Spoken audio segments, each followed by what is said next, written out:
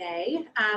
We are the first presenters for the NSHSS Investing in Our Future. So our goal is really to kind of give you sort of a background or a kind of a foundation on why personal finance and understanding it is so important. We're in Atlanta, Georgia. I see everybody's putting where they're from. It's so awesome to see that everybody's from everywhere.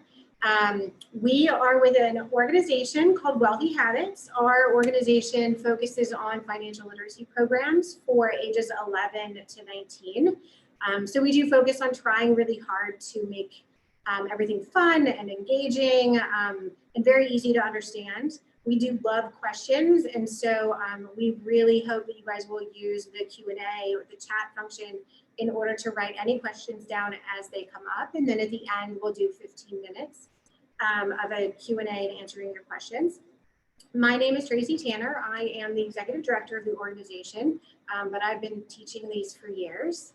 My name is Edie. I am the instructor as well as a curriculum developer in Wealthy Habits. So hopefully today you guys will like the curriculum that we have right here. So awesome, cool. Okay, so we're going to do a couple polls throughout the session as well. So just to kind of get to see where everybody is. So we want to kind of start off with, everybody knows what money is, right? And money isn't everything, but it sure does make life a little easier, right? So let's say that you have a little extra money that comes in. So what would you consider doing with that extra money? This isn't money that you've earned. This is money that you've gotten that you didn't expect. Take a minute to think about what you might want to do with that money. You're welcome to type that in the chat, and then we'll make sure that read everybody's answers, and then we'll talk about that from there. Okay.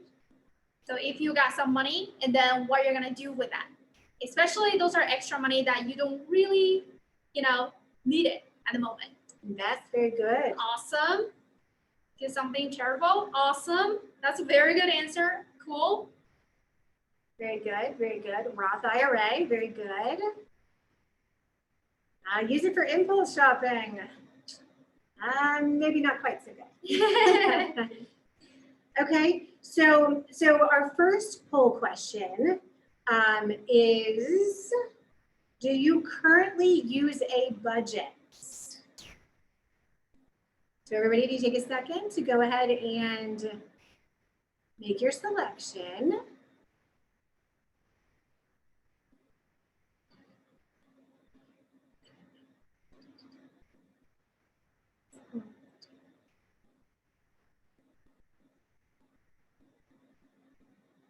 Okay, so as soon as everybody's voted, we'll see what everybody says.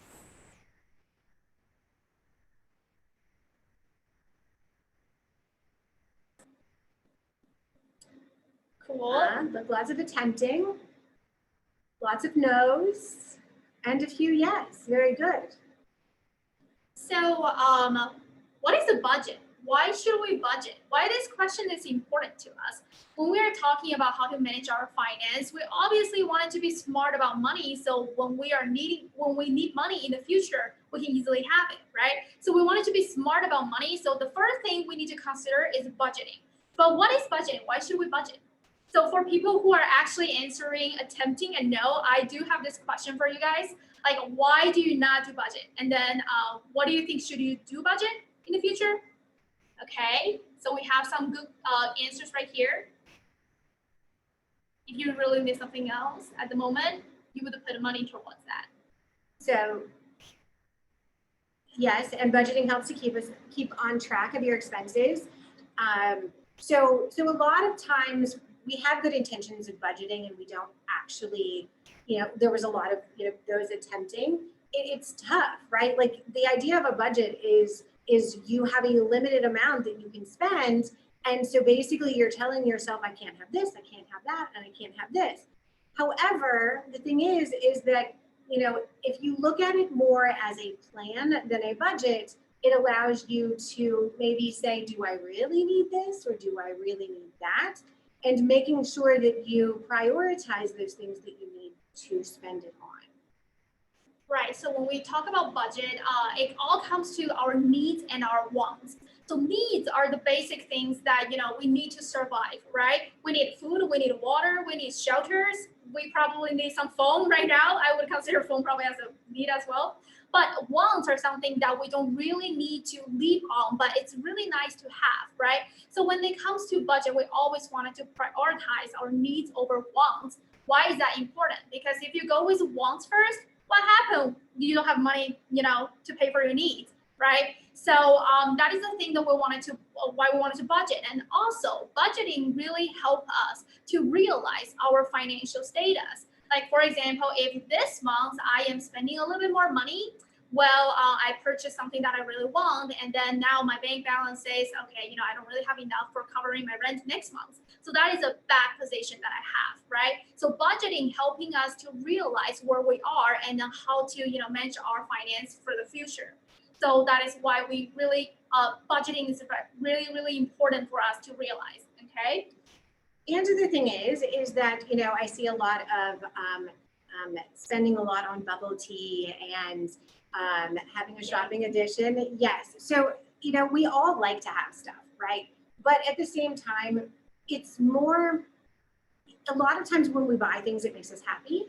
But at the same time, when you know that you're financially comfortable, you can't even imagine how much happier you are because you're financially comfortable.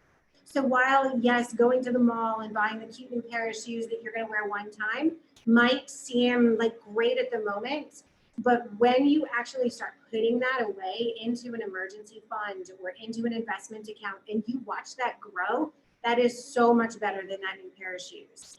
And, the bubble tea is, I don't drink it, so I'm guessing it's expensive. But the thing is that, treating yourself once in a while is great and definitely something that you should do, but on a regular basis, maybe not so much. So when we are talking about always save for a rainy day, I do have a question for you guys. So do you guys usually save before you spend, or you spend it first and save what's left? You can type in the chat and then let us know. That would be great. Save what's left, okay. Is that save first, Madison? Spend first, save first, okay. Okay. Wow, see a lot of different answers right here. Okay. Lots of good saving first, which is great because most working adults, a lot of times you will hear them say they can't save because there's nothing left, right? The problem is that there's nothing left because they decided that they needed that new pair of shoes, or they needed X, or they needed Y. And so the thing is if you save first and you spend what's left, you always manage to save.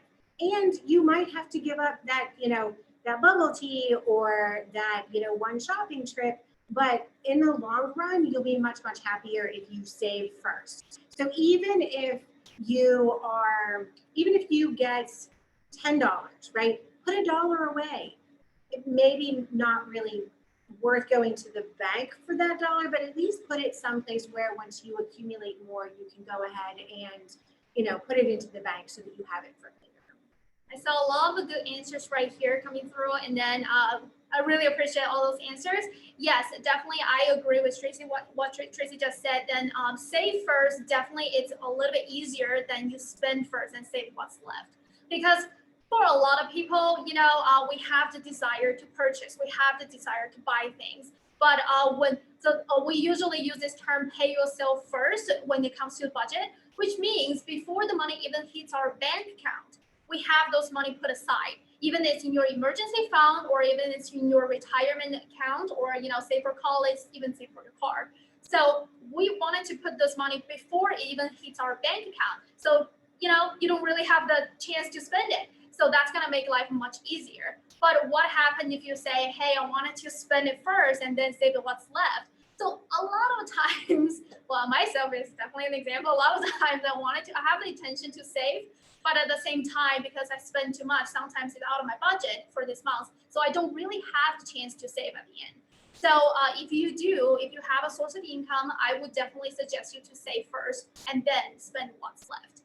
And always you wanted to remember that you always wanted to spend less than you earn, right? So what happened if you spend more than you earn? Well, you go in debt, right? So, and debt is definitely not a happy topic. And then everybody hates debt, and then debt puts us in a bad situation. We're going to talk about it in a little bit. But one thing that we do wanted to mention is that you always wanted to spend less than you earn, okay? And at the same time, our organization, the program that we have is called Wealthy Habits, because the goal is really to build habits that are positive, right? So financially positive. When you get into the car, I bet that 99.9% of you, the first thing that you do is you put on your seatbelt. And if you don't, you feel kind of weird about it, right? Not because you were born that way, but because you built that habit along the way. So understanding that if you start these habits, even now, even if you're still in high school, even if you don't really have a full-time job yet, even if you start those habits now of, okay, I have a little bit of money, I'm going to put some of it away and then I can spend the rest. So if you start doing that now, you will have a much easier time doing it when you do have, extra money or when you're an adult. Yes, and I do see here, somebody says that you're still in high school and all the money that you earn, you put into saving, which is a great start. When you don't have a lot when you don't have a lot to spend, when you don't, really have something you need to spend on, it's a great way. It's a great start for you to put the money aside and then save for the future. So good job. So right now we talk about, why we have to, why now we talk about budget, but why we have to always save for a rainy day. So now we're going to do some poll questions and then to get you there. So the next question we wanted to ask you guys, if you ever get some money that is unexpected, for example, stimulus check, right? So this is a additional income that you might get, but then, it's just something extra. How you're going to deal with that? So if we can answer this poll question, let's go ahead. So if you got the check, what would you likely do with it? Yep, it's free money, right? What you're going to do with it?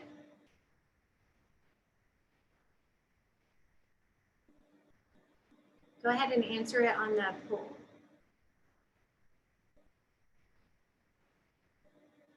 If none of those, applies to you, you can always leave a comment in the chat box about tell us what's your choice.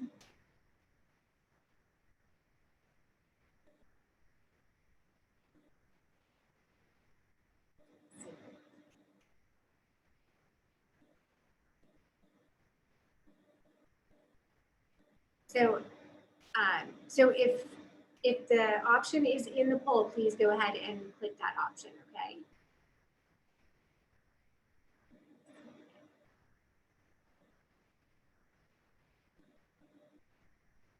Okay, and as soon as we have all those answers, we'll go ahead and put up the end results.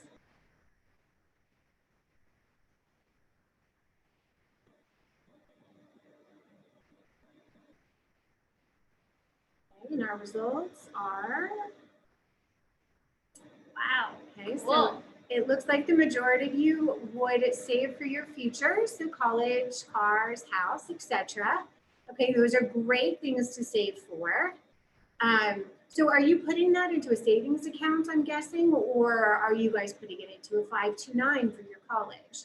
So keeping in mind when you're putting money away for a very long period of time, so if you're 14 and you're saving for your car, that's at least 2 years down the road, right? So you want to make sure that if you are saving your money, it's like if you put it under your mattress or in your drawer in your room, it's not really growing, right? It's not safe. It's not growing. If you put it into a bank account, then it's at least safe. But it's probably not growing by more than a penny or two, right? So as you are saving, you want to make sure that you're saving it in the right place, right? An emergency fund is money that you need to be able to access right away, and so that's a great place to put your cash.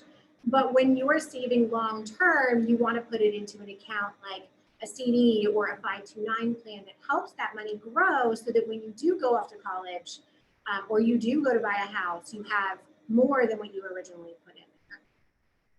Awesome. So I definitely understand where you guys come from. Like, it's free money. If we got a stimulus check, it's a free money. And then a lot of you will choose to put this free money into your wants over your needs. And then a lot of you will choose to pay those bills that you have overdue. But what about if you never got this money, right? There's some things that was always happen and then it's always unexpected. So this comes to our next question for you. If something unexpected happened, how you're gonna deal with that? Let's say in the same situation, we're all in a pandemic right now. What about if there is a lockdown order? Then you lost all of your source of income. How you're gonna deal with this month?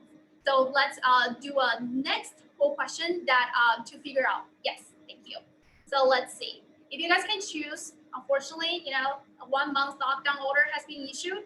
So you lost all of your income. How you're gonna deal with it? How you're gonna, Are you going to use your credit cards for everything that you need and you want?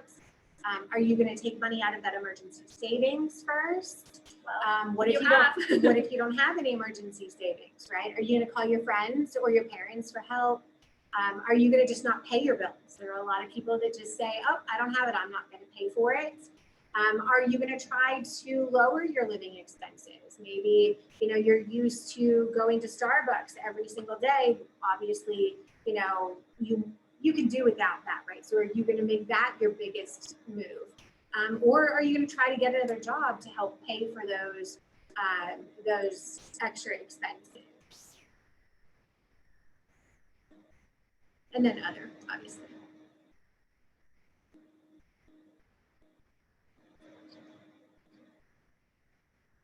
Okay, and then as soon as we have that, we will go ahead and take a look at those answers.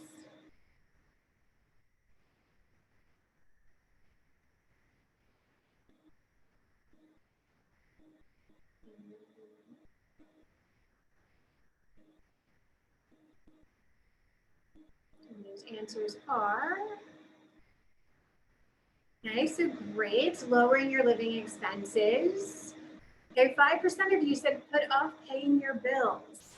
So if you don't have the money this month, what makes you think that you're going to have the money the next month or the month after that, right? So yes, while it might be easy to just not pay them, it's one of those things that, it turns into debt, right? Debt is something that you owe. And so if you have debt and then the next month you have more and then you have more and then you have more and it just gets overwhelming. So I'm glad that, only a few of you chose that option, but do really think hard about that because it does really put you in kind of a bad space. And then I saw about like 50% of you trying to get an online job. Well, so the thing is, when this thing happened, getting a job is really not that easy. So it's definitely a way that if we can get something, but when we cannot get something, we need to think about what's our backup plan, right? We need to think about how we're gonna cover a whole month's expenses. So that is when the emergency saving play a really big role, right? If you do have emergency saving, you don't need to worry about that much. But if you do not, well, unfortunately, you might have to either cut down your expenses extremely, or you have to find something that gives you some income, right? So if you were like to ask like us, how much do you think emergency savings should be? So usually we will suggest people that you save at least 3 to 6 months living expenses if that's possible. So when something like this happened, when the lockdown, maybe there's a lockdown order, we don't know. But when something like this happened, when you don't have the source of income, you wanted to have at least 3 to 6 months living expenses. I know it probably sounds a lot, but it's gonna help you to protect you in a good place. Okay, so cool.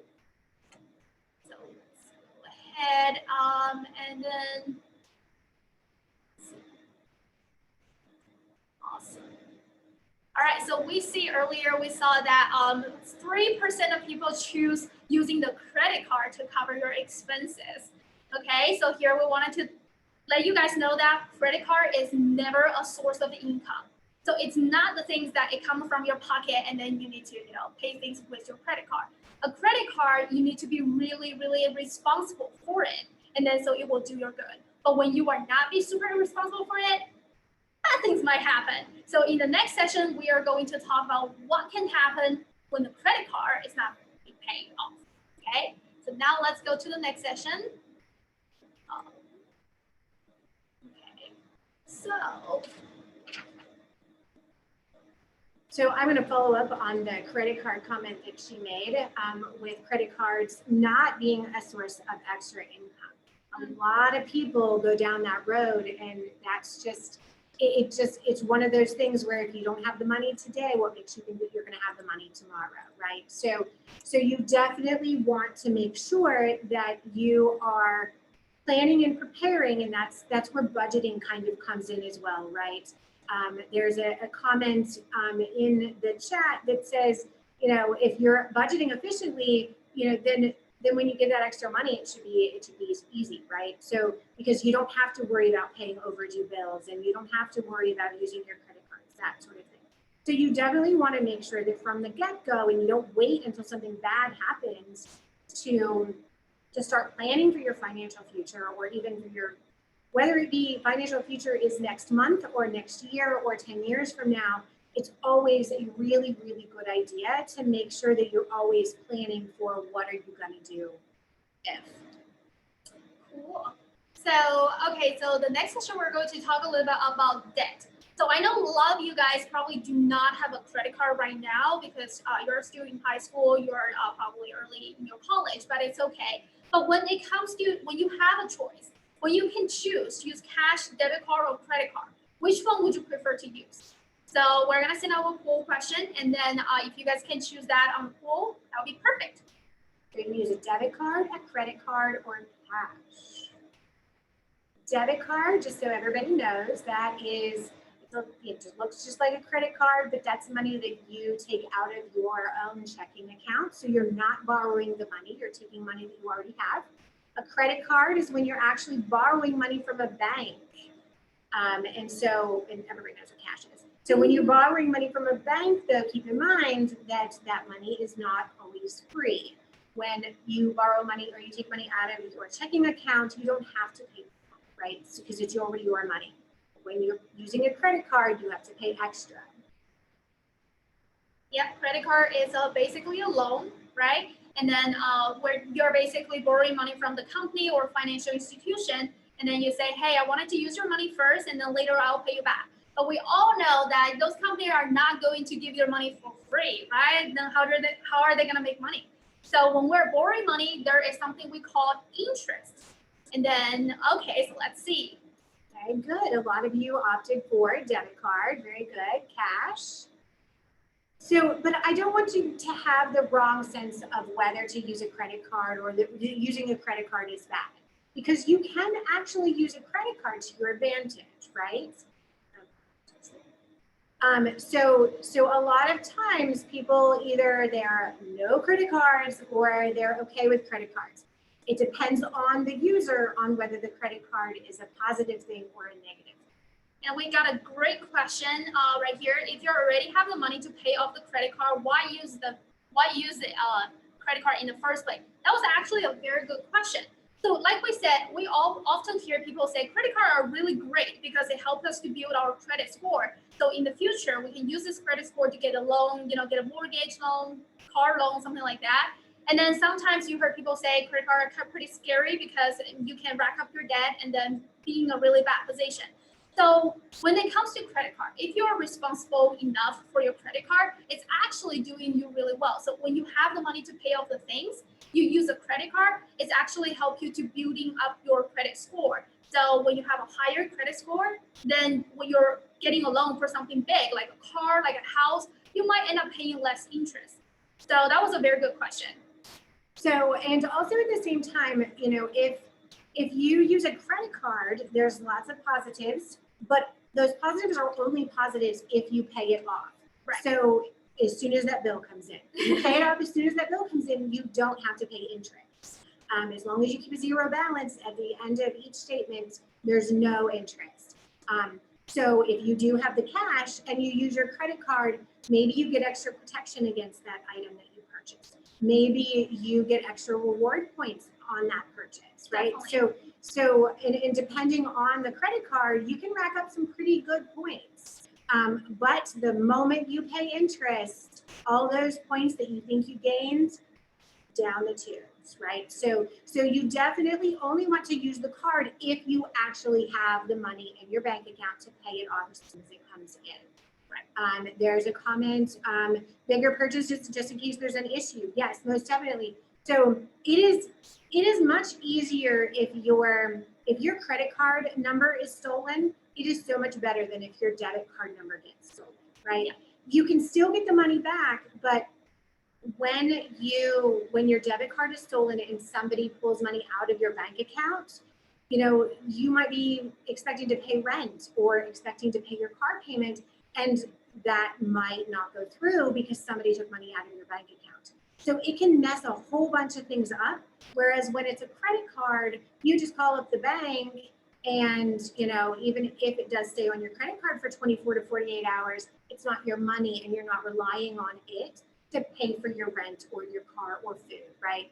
So that is one benefit as well as using your credit card. But again, you pay interest. So good. Yep, credit cards are only very good to you when you are very responsible for it, right? So let's take a look on what will happen if we are, not so responsible for the credit card. So you might heard of this a lot. What is an APR? So first of all, what does APR even stand for? Can somebody guess? Chat room? Does somebody know? Chat box? What does APR stand for when we're applying for a credit card? APR? Anybody? Annual percentage rate. Very good, Miriam. Yes. Yes, very good, Kristen. Yeah, very good. Everybody. So very good. Annual means every year, right? And then the percentage is the percentage on your balance that you currently have, right?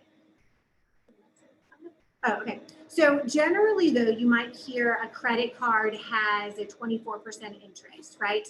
So that's an annual interest. So if it's 24% annually, then how much do you guys think that would be on a monthly basis? Go ahead and put your guesses in the box. If it's 24% every year, how much might it be annual or every month?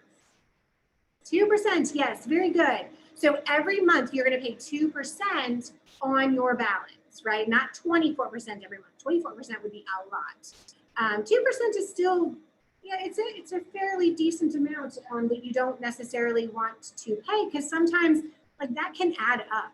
If you owe $10,000 on your card and you have to pay 2% every single month, that really adds up fast, right? So paying interest is definitely not an exciting. Definitely. So I think Tracy earlier mentioned that, but there is a way that we don't need to pay those interests. Do you guys still remember? How can you use How can we avoid? Oh, sorry. I was just going to ask the question differently. So how can you use a credit card and not pay interest? Pay your bills on time. Not on time, but in full, right? So yes. In full. And so there's a question about what about store credit cards? They're the same. The difference between a store card, like say a Macy's card, or if it doesn't have the Visa or the MasterCard, those major logos on them, it means you can only use it in that store. Also, the one thing about credit cards from stores are their interest is usually a lot higher. And so those are definitely not ones you want to let go month to month at all. Let's see, looking at the, wouldn't most APRs on credit cards be usually? No, the annual credit card would not be 0 or 1%. You can get, so if a credit card, if you have good credit, a credit card might say, oh, here, we'll give you this credit value, or we'll give you this credit, and you can have it for 0% interest for 12 months, right? But then after that 12 months is over, then they are going to start charging their regular interest. If you have good credit, the chances of you having a lower APR are definitely higher than if you have bad credit. If you have bad credit or no credit, your interest rate is going to be at the top that they can charge you. Definitely. Okay, so when it comes to paying off our balance, and then we all know that if we pay off the whole balance, we don't need to pay interest. But too reason that we don't really have the money to pay off the whole balance. So there is something that we usually refers to minimum payment. So minimum payment is the smallest amount that you have to pay every month in order to keep your account in a good standing. Okay, so it doesn't mean that you don't need to pay interest. You do, because you still own the money. But at least it does show the credit card company that you're paying things, on time. So paying things in time and then paying things in full, it's totally different thing. So if you're paying things in time, which is a good sign, but if you're only paying the minimum payment, well, you still have to pay some interest. So right now, I have a question for you guys. So what is a big purchase that you would like to make but don't have enough cash for it, and how much is that item? So if you can type in the chat box, that'd be great. And while you do that, I'm going to answer Kristen's question. Oh, go ahead. So if you apply for a credit card and you're not using it, should you close it? No, unless you're going to use it irresponsibly, I wouldn't close it. The one thing about credit score is that the longer you have credit, the higher your score is, right? You don't have to actually have used it a lot or have a balance on it, but if you have had it for a long period of time, then it looks like you have been trustworthy longer, right? So don't close it. If you want to help build your credit, if you know that you're going to spend $20 every month on gas, or one thing that you do every month that you know that you have the cash for, go ahead and use it for that and then pay it off every single month.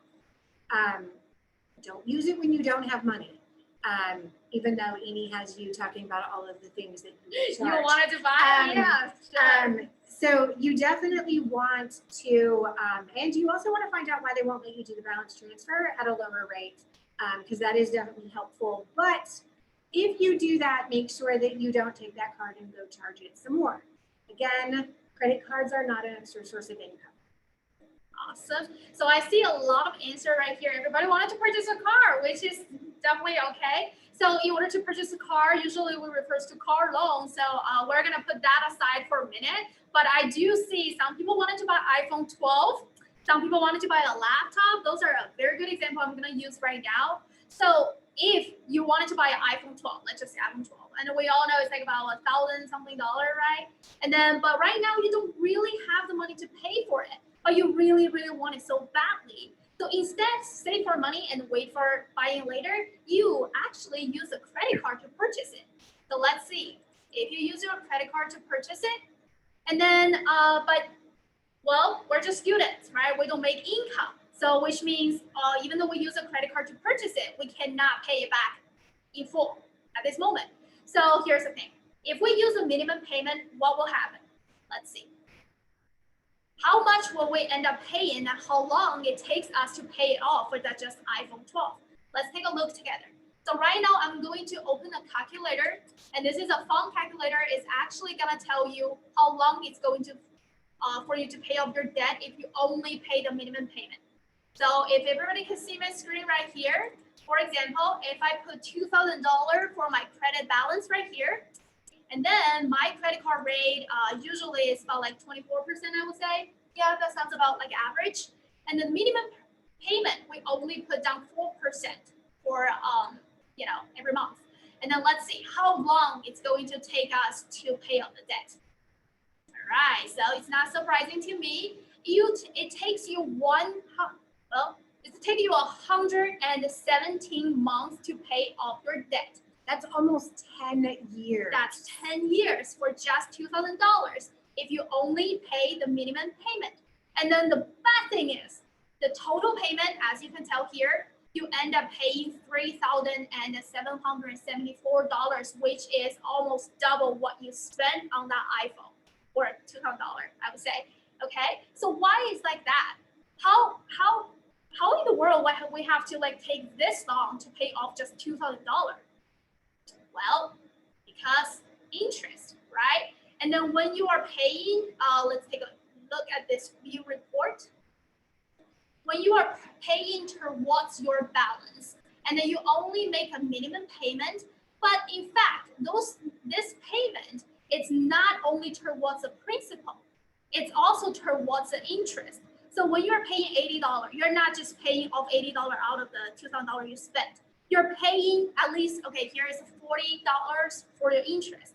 And then that happens every month. So that means that you just wasted $40, almost $40 every single month just so that you could have that item sooner rather than to save for it, right? So you end up paying for that $2,000 item, you end up paying an extra $1,775 for that item. You could almost buy two. So when you go to use your credit card or when you go to borrow money, keep in mind that sometimes, you don't have to have it right now, right? I was going to answer one of the questions. But go ahead. I am seeing all of your questions, and so we are going to take we're going to do 5 more minutes, and then we're going to do answer your questions for you. An hour goes by fast. Well, yeah, so as you can tell, like every month you pay 4% towards your minimum payment, and then only part of it goes to your principal. So it actually make it longer for us to pay off only $2,000 right here. So this is actually a really interesting website. I'm gonna send this to the chat. So if you ever had like you wanted to figure out, okay, if you wanted to buy this item, how long it takes you to pay off the debt if you only pay the minimum, here you go. You can use this website to check it out. So what's it? Oh yeah, right here. That's all payments. Oh, okay. So there's a question. Is it interest on top of interest? So interest on top of interest is what we call compound interest. And in this scenario, it is not interest on interest because the credit card company has you pay at least the interest. If you didn't pay it at all, then yes, you are paying interest on that interest, but you're also paying interest on the late fee that they just charged you because you didn't pay it. So compound interest is an amazing thing, but it's only amazing if you're actually receiving it, right? Yep. So go ahead.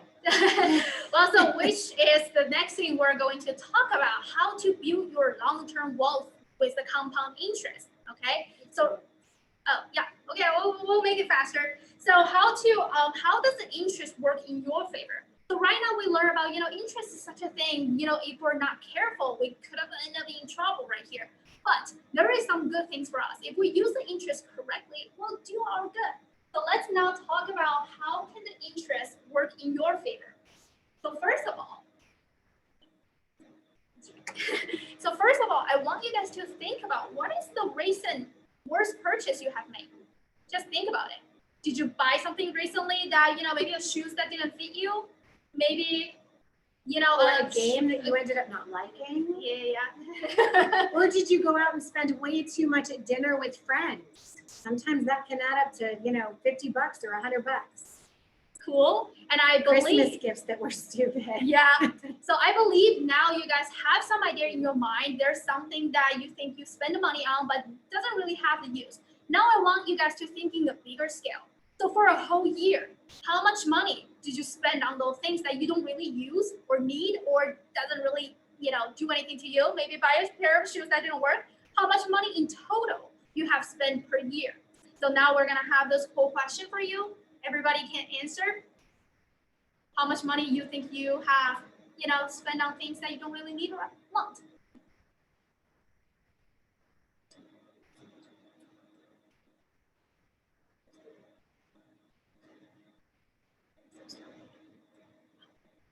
Well, you can definitely be honest with yourself, and then, it's not a bad thing. We realize it, right? There's no right or wrong answers. Yeah, food I don't like. I definitely do a lot of that. That's how I'm gonna have it. Yep. We didn't get a lot of answers though. We'll see. As soon as the poll is in.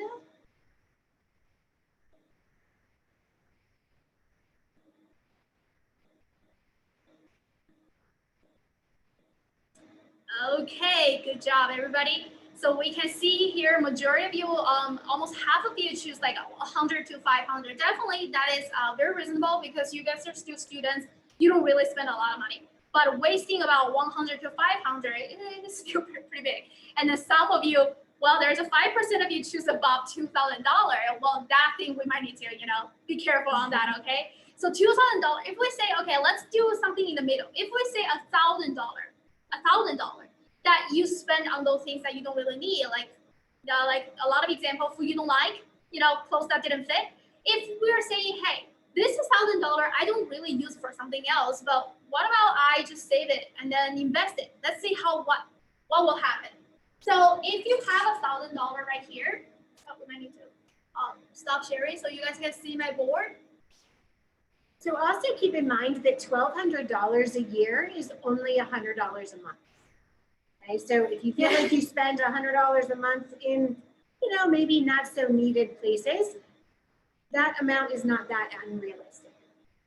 Cool. So now we're going to see how the interest is going to work in our favor. So usually we use the thing of the rule of 72 to explain how the compound interest will work for us. And this you can easily Google the rule of 72, and they have lots of calculators too. So it's kind of fun to play with to see, okay, well, I'm going to put this much money away. What am I going to have? So rule of 72 is very simple. It tells us how long it takes our money to double, right? It's simple. It's very simple. So what you will do is use the 72 to divide it by the rate of return, annual rate of return. So we're going to use an example of 7.2% interest. Okay? Just because it's easier to Because it's easy and because it's not unrealistic, right? So if you put your money into a mutual fund or an ETF that was doing pretty well, maybe it's tech stocks, that sort of thing, and you put it there and you just leave it alone, there's a good chance that on an average it will yield about 7.2%. A lot less than that credit card at 24%, I can assure. Definitely. So we use 72 to divide by 7.2. Can somebody tell me how much that is? In the chat box, 72 divided by 7.2. Well, I'm bad at math, so I need some help. 10, very good. There you go. So it tells us it needs 10 years for our money to double, okay? Seems like a long time when you're 16, 17, 18 years old, but really it does go by pretty quickly. So now let's take a look. So imagine, let's say if you guys are 15-year-old, let's say 15-year-old. So at the age of 15, you have decided, well, in order to spend this $1,000 on the things I don't really need or want, I decided to invest in something. Let's see what will happen. Under rule of 72, we already know that it takes 10 years for our money to double. So at the age of 25, how much money do I have now? Anybody want to go ahead? You started with 1,000. If it doubles every 10 years, how much do you have now? Come on, somebody, there you 2,000, go. very good, Caitlin. You have 2,000. Well, 25, you're still pretty young. You're definitely not there to retire yet. So But at the age of 35. But do keep in mind that the things that you would have bought when you were 15 mean absolutely nothing to you when you're 25. Definitely. So let's see. Wait another 10 years. 35. How much money do you have now? 4,000. Yes. Yes, very good. Let's just keep it going. 45. 8,000. All right. And then that's not enough yet. 55. 16,000. And 65? finally, 65, when you decide that it is time to retire, you are going to have how much? $32,000. Right. Well, usually I have them go one more period because, by the time when we retire, it's probably not 65 anymore. So we probably have to wait until age of 75. Let's do one more year. So one more year, how much are you going to have at 75? $64,000. Well, awesome. So during all of those years from 15 to 75, what did you do? You did absolutely nothing. You left it alone. Yep. You basically, at the age of 15, you put down $1,000 and leave it there. You probably already forgot. And then those $1,000, you could have used to buy some shoes, clothing, food, whatever you want. But instead, this year, you made some choice. You wanted to put right here. So at age of 75, boom, all of a sudden, you have $64,000 in your bank account. Does that sound good to you? That's a lot of old people cruises that you get to go on because you saved money. You saved $1,000 when you were 15. Right. So getting into those habits, we wrap it up so we can answer some questions, but getting into those habits early, you can see how, imagine if you did that every single year, right? Or imagine if you put away a little bit more. But the sooner you get going, the sooner you actually get that number, right? Because if you wait until you're 25, it means that when you're 75, you have half of that instead of that whole number. Yes. So start early. Yay, old people And cruises. often- Tell great old people. Right, and then so you always wanted to remember, if this is a good thing, why you have to stop at age of 15? You can still invest at the age of 60. You have another $1,000 to invest, which means at the age of 76, you have another 64,000. If you're starting to deposit $1,000 as early as possible for every year, which means you will have much bigger gain in the future, right? So that's what we always talk about. You want to invest often, and early. Like Tracy said, if you're recently one doubling period, which means you potentially lose half of your money. So, well, you guys are still young, so you definitely have the chance to start early. But for people like me, I already lost one doubling period right there. So I'm regretful. So I wanted to tell you guys that you have to seize your opportunity when you are still young. Okay.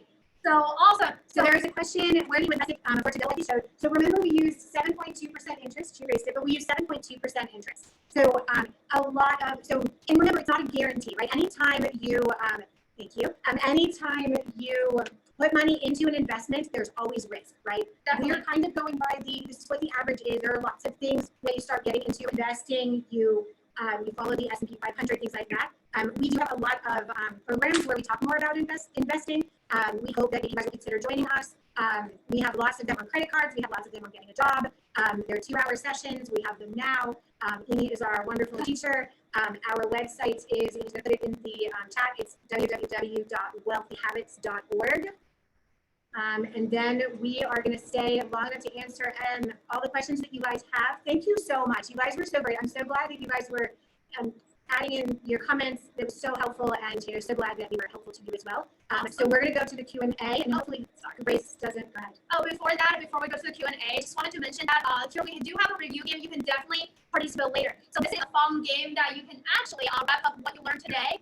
So basically, you just need to open the website I send it to you, and then on each log there's a question. You have to answer it correctly to unlock it. Like unlock your financial success. So hopefully everybody can unlock this based on the information you learned today, and then have a wonderful financial success in the future. So yeah, you can definitely play with that later. Okay, so back to the Q&A. Sure. We do have a lot of So we have questions. 11 questions, and we're going to try to answer them thoroughly and quickly. Regarding saving for college or saving for other amenities, cars, houses, how should you put away a little bit to eventually pay for these things? Again, it's habits, right? So like, even if you're only starting with $1 here and $1 there and just kind of putting it away, you do start to notice that it does start to add up. And once it starts to add up, you get more excited about putting more money away. Once you get a certain amount, like you can't take $1 to the bank and put it into a CD, but you can go and check out CDs. Right now, our interest rates are really low, so they're not really paying a lot, but it's still much better to have your money making 1% interest as opposed to 0.1% interest, right? So you're just evaluating the time that you have for that money to grow. You want to kind of figure that out, right? You can put it into an investment account like this one, but keep in mind that when you go to pull it out, if the markets are not doing very well, then you might have less than you anticipated. So it really just depends on what works for you. But just getting started with a little bit is great. What do you do if you do not have enough to save for yourself first? Like if you are a new job or struggling. One of the biggest things is really just making sure that you're living within your means. We all want lots of stuff, right? Stuff's great. But the thing is that while you're trying to get your feet on the ground and while you're trying really hard to kind of like figure out adulthood, it is so important to not worry about what your friends have or what your neighbors have, and just really focus on doing the right thing and putting away as much as you can and just saving. Getting a job is tough out there, and saving money is tougher. So we're all kind of going through it, but you just need to kind of really realize what is important, and putting your solid footing is really what's important. So the next question is, what are the different types of accounts? What are they for, and which should you prioritize? I'm not exactly sure what type of accounts to join them with. That is our question. So I don't know if you're talking about bank accounts. I don't know if you are talking to, I'm not quite sure what type of accounts you're talking about. So if you want to go ahead and put that in the chat, we can come back to that one. What is a good percentage to save of your checks? As much as you can. As much as you can. Yeah, most people will say a minimum of 10%, but if you can do 25, do 25. If you can do 30, do 30. As much as you can, because it is always easier to reduce that amount than it is to increase that amount. Right. So as much as you can. And then don't forget, like when you are saving, do not just only put into the emergency saving. You also wanted to consider your retirement account, investing account, those different types of accounts. Okay, so saving can be like in multiple ways, not just like one product. Okay. So, so we got an answer on the types of accounts. So it's bank accounts that she was asking about. So different types of bank accounts. There is basically just a checking account and a savings account. But do keep in mind that a lot of different banks have different offers. Right? You guys are all students for the most part, and so do not open a bank account unless you go in and ask them if they have a free student account. Almost every bank will give you a free account. If you're paying to store your money, you need to find another option. There are so many ways of getting free checking accounts. There's also a money market account. That one, though, is like a checking account, but it requires you to have more money in there or they start charging you more. Okay, so the next one, would you recommend the 50-30-20 rule?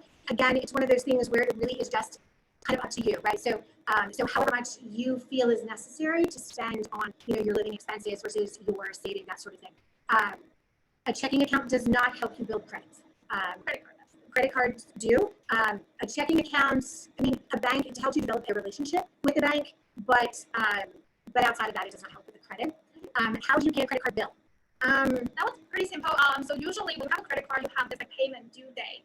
And then usually it's set up, I think it's the day that when you open the account, right? And then so you definitely wanted to pay before that date or like, on that day. So definitely don't miss the payment date because otherwise you'll pay a late fee. So you usually currently the credit card usually have an app, then you can just, pay the bills from the app. Back in my day, you used to have to write a check and send it in the mail. However, today you can have your bank automatically pay it. You can pay it on their apps. It's so much easier to do it now. And then usually link your credit card account to your debit card account. So in that way, you can set up auto payment, which means if you accidentally forgot, and then it will auto pay it, so you don't need to worry about it. And then so that is a good way. Okay, so defining a credit score, should we invest in a credit or debit card? Does a debit card affect a credit score? So a debit card does not affect a credit score just because all it is a means of using your money. Let's see. I personally think that everybody should have a credit card, but only if they are responsible with it. If you're irresponsible with it, then no. If you're not going to pay the balance every single month in full, on time, don't get one. Wait until you're ready to do that. And then, so a credit score is basically, how you get grades in school, like whether you have an A or a B or whether you have a 98%.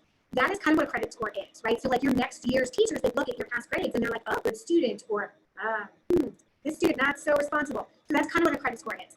Right now, the credit score ranges from 250 to 850. So, 350. It's been a while since, I've had to look at that. So a good credit score is generally about 7 to 750. The higher, the better. Yep. Rarely do too many people get too much higher than 800. But in order to buy like a house or get a car at like a 0% interest rate or a really low interest rate, you got to have in the 7 to 750. So what things should I buy with a credit card? Like, should rent be paid with a credit card or a debit card? So here's the thing. If you're going to pay it off in full, you can pay whatever you want with a credit card, right? So go ahead. Oh, so sorry, just because I'm renting an apartment right now, so there's definitely one thing that I wanted to mention. If you use your credit card to pay your rent, you will be charged additional fees. So usually the best way to do it is link with your checking account. So then you don't need to pay additional fees. So sometimes when you're using your credit card to pay the rent, the apartment will charge you additional fees for that. So yeah, I would not always recommend check that. Yeah, always check that. So, and the reason why they do that is because they are charged. So retailers, every time you use the credit card, they are charged a certain percentage as well. So, so that's kind of how credit cards make a good deal with their money. Does the rule of 72 change depending on the interest rate offered? Yes, of course it does. Yep. So that means if you're getting a 10% instead of 7.2, you're getting more interest. So that means it only takes 7.2 years for it to double. Right. So the better the interest rate, the faster this will grow. But don't forget the risk. The risk. Yep. The higher the interest is, the higher risk it might be. So you always want to be careful on that part too. Right. And so which account would this be on as far as the rule of 72 to 7.2? It really just depends on what the market's doing right then, right? It's one of those things, risk reward, and it is definitely a whole other series on investing. So the best way to save for college is a 529 plan. That allows you to put money away, and so when it does grow, so say that money grows and it doubles over the time that you put it in there to the time that you use it, you don't have to pay tax on any of that growth. So that means basically you pay tax on the first, say, 5,000, but if it grows to 10,000 and that's what you're using for school, then you don't have to pay tax on the second 5,000. And one thing about college is you always wanted to look for, those federal scholarship and then those like different types of scholarship that will help you tremendously. So definitely don't forget that. Okay. So so in the rule of 72, I just have to put $1,000 in, leave it, and it'll double. Not exactly. So obviously, free money doesn't just happen, because if it did, we would all be really wealthy, right? So it is definitely knowing what you're doing is also definitely being being willing to put that $1,000 away and taking that risk of what might possibly happen in the stock market. If you guys are, ever watching the stock market, like you see where, oh my gosh, when the pandemic happened, the stock market just tanked, like it did so poorly. And then, a lot of times new presidents, sometimes it tanks. We never really know what's going to happen. If we knew what the investment, what the market was going to do, Amy and I would be sitting on a beach somewhere, just wait for that hanging out, because, you just never really know what's going to happen. Going briefly over a Roth IRA, it's an individual retirement account. And so basically that is money that you put away that you aren't supposed to touch until you go to retire, right? Until you're in your 60s. So because you do that, so a Roth is basically where you already pay tax on that money and you put it into this account. So I have an extra $1,000 and I put it into this account and it grows over time, right? And so say it's now $10,000. Well, if it's not in a Roth IRA, you have to pay tax on that money as you're pulling it out to the government. If you put it into a Roth IRA, then you've already paid tax on the money that goes in, so you don't have to pay tax on the money that comes out. But if you do need it before you are retired, then you have to pay penalty and tax on it. So it is one of those things where if you are putting money into your retirement account, you have to know you can't take it back without penalty until you retire. Okay? What would you suggest investing in and how could you start? One, it's just getting started and investing in things that you're interested in. Right, and then everybody has a different risk tolerance level, right? Like some people are maybe more aggressive and then still they think about stocks. Some people are more conservative, they think about bonds. So it all comes to personal choice, but one thing that we do wanted to say is like definitely start early, like especially in those retirement account or like saving for the future. So those kind of good products for you to start investing in. But if you're interested in the stock market, then you might need to do your own research. Remember, do your own research, okay? So awesome. Okay, cool. So next question, invest in what? It's one of those things we really can't tell you that because we are not financial advisors. The only thing we can do is show you how to kind of look at what's out there as far as stocks to purchase and how to evaluate them on your own. Again, that's a whole nother class. We have that. We just don't have the time right now. Can a person borrow money for college and again before paying? Can he or she borrow? You can borrow money from for college. Usually, when you're borrowing money for college, it's a little cheaper than if you were to say put it on a credit card, right? Yeah. But the more loans you have to take out, the higher that gets. And it's just one of those things, looking at what's out there and what's available. Saving habits for 17-year-old, start. Save often. Yeah, start. Yep, and save as much as you can. I don't think I've heard of the app Stash to start investing in stocks. So it's one of those things that there are lots of apps out there. You just want to make sure that you're looking at how much are they charging you. You want to look at, because there's a lot of ways to start investing. Like Amy just opened up a TD Ameritrade account. We're not promoting TD because a lot of those self-brokerage accounts are free. Now, you can even buy stocks without being charged to buy those. So when you're looking at those apps, a lot of times those apps are great for people who like they want to do the roundup. Like, okay, you spent $10.82. So then, they round it up to 11, right? And then they put that extra. A lot of times though, keep in mind, a lot of those don't like to do things unless they're getting money for it.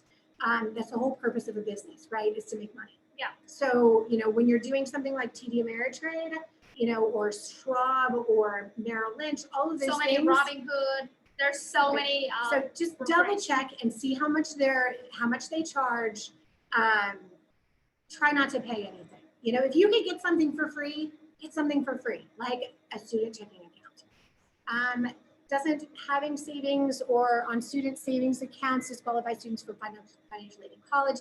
Yes. So sometimes that can play a part in how much you get for college.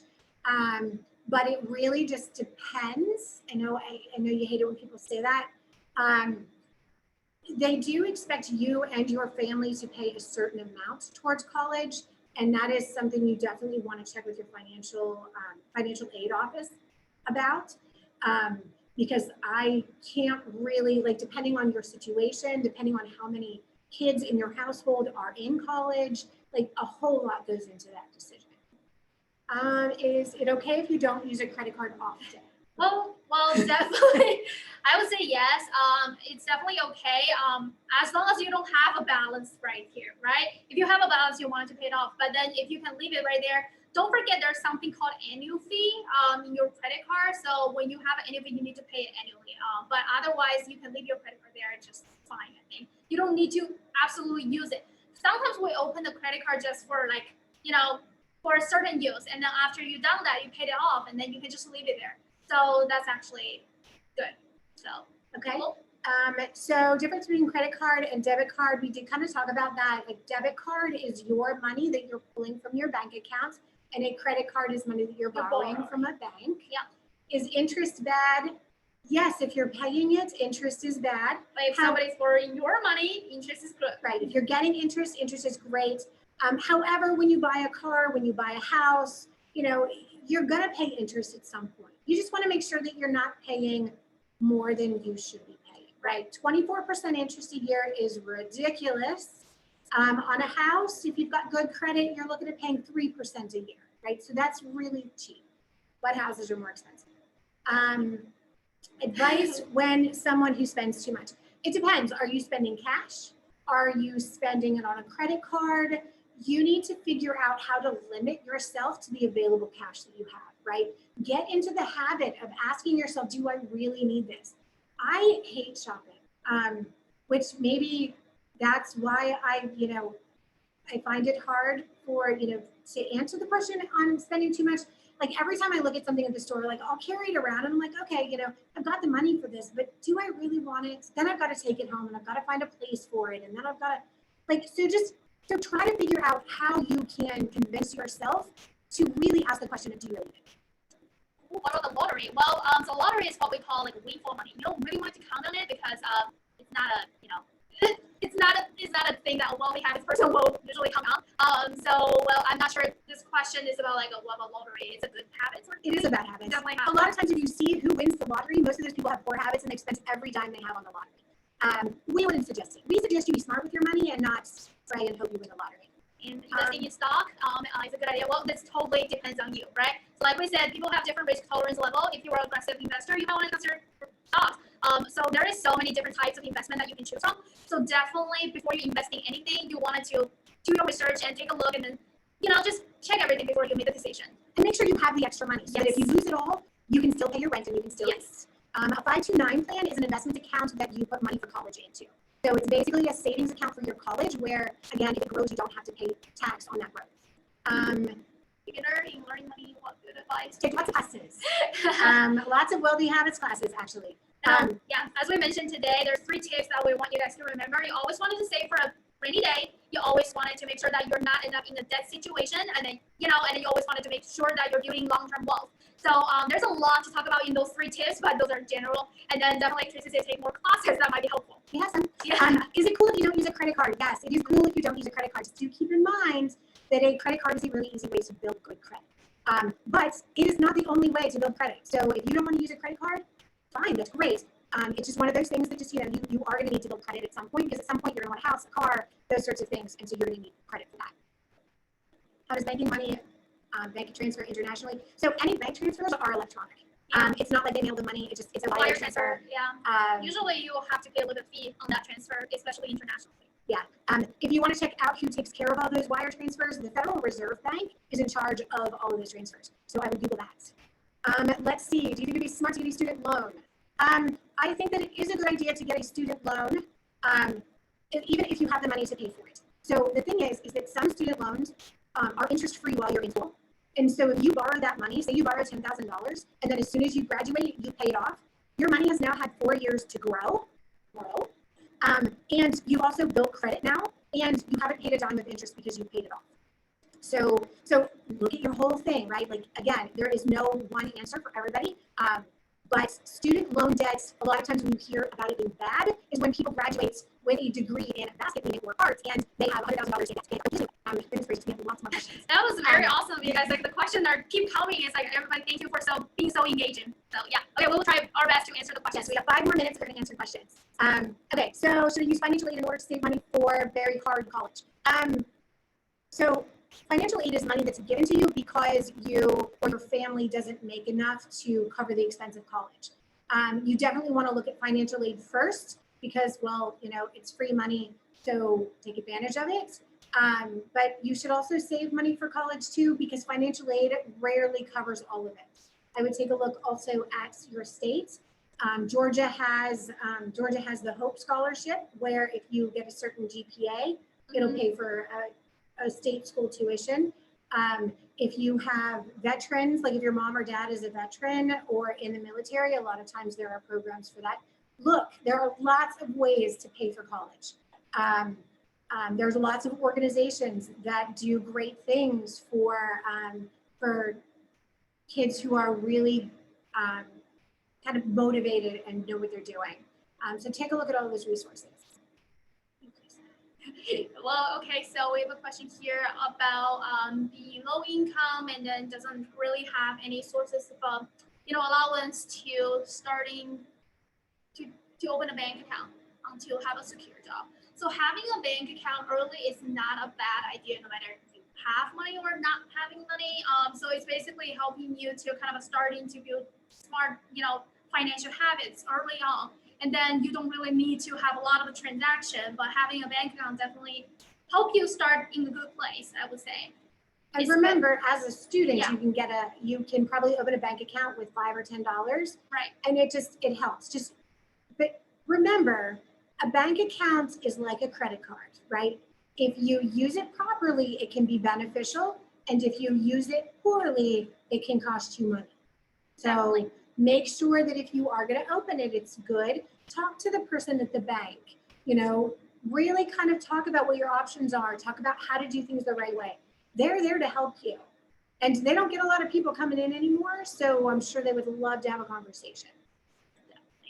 Okay, should you make a budget for food and things when you're in college? Yes, absolutely. We suggest that you budget for your monthly expenses because that helps you to realize how much money you spend, how much money you have, and then it's a good start for you to realize, are you spending a little bit too much? Are you able to save? It's a plan that helps you. So, everything is good if you have a plan. But one thing with budget is you don't want it to abandoning it, right? You want it to stick to it. You want it to follow it when you have a budget. So when you set a budget in the beginning, you always want it to follow it. Okay, so cool. So also on that note so we hire a lot of interns for summer. And a lot of them will say that they didn't realize how difficult life was going to be when it came to money when they went off to college. They're so used to mom and dad, I need another $20.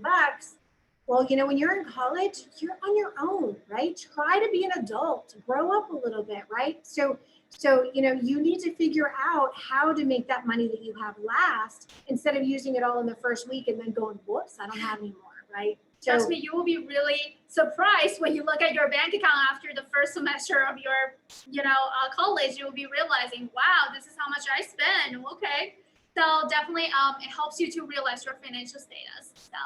So last but not least question is the minimum you have to pay into your account. I'm not sure if that's a bank account. If it's a bank account, it really just depends on the bank. It also depends on the type of account you're opening. If you're talking about a credit card account, again, it depends on how much you owe because they do want to make sure that you pay the interest first and a certain percentage. So I'm sorry, I can't really answer that question because it really just depends. So that is the last question. Oh my gosh, thank you so much. 44 of you stayed for the very final end, and I'm so sorry we went over, but we just loved being able to share all of this information with you guys.